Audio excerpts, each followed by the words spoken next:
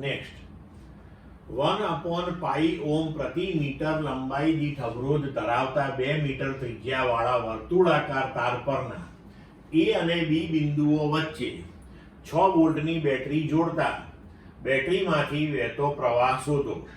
એ અને બી બિંદુઓ કેન્દ્ર ઓ આગળ કાટખૂણો રચે છે. આકૃતિમાં દર્શાવ્યા મુજબની પરિસ્થિતિ આપણને આપેલી છે અને આપણને વિકલ્પ આપ્યા છે એ 8 એમ્પિયર, બી 4 એમ્પિયર, સી 3 એમ્પિયર અને ડી 9 એમ્પિયર. હવે તારની કુલ લંબાઈ કેટલી થશે? તો કે 2 r.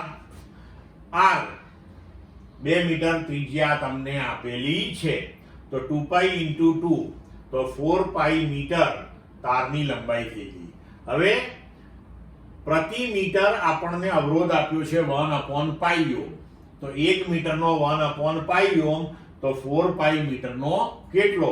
તો તાર જે છે એનો કુલ અવરોધ 1/પાઈ × 4 બરાબર 4 ઓહ્મ થયો.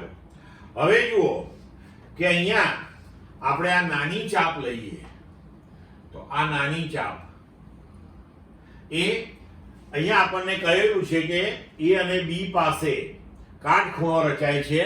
તો નાની ચાપ જે છે એ સમગ્ર રિંગ જે છે એનો 1/4 ભાગ હશે. તો નાની ચાપની લંબાઈ એ 1/4 હશે. તો 1/4 × 4 કરીએ તો એનો અવરોધ થશે 1 ઓહ્મ. અને મોટી ચાપ જે છે એ 3/4 ભાગ હશે. તો એનો અવરોધ થશે 3/4 × 4 એટલે કે 3 ઓહ્મ. હવે શું થશે કે આ અવરોધ 1 ઓહ્મનો છે અને આ ઉપરનો અવરોધ 3 ઓહ્મનો છે. તો આપણે કહી શકીએ કે એ અને બી બિંદુની વચ્ચે 1 અને 3 ઓહ્મ અવરોધ એ સમાંતરે જોડેલા છે. તો આ બંને વિભાગો એકબીજાને સમાંતરે જોડેલા હોવાથી સમતુલ્ય અવરોધ R બરાબર R1 R2/R1 + R2 સૂત્ર પ્રમાણે 3 × 1/3 + 1 એટલે થયું 3/4 ઓહ્મ. હવે આપણે પ્રવાહ શોધવાનો છે. પ્રવાહ I બરાબર E/R.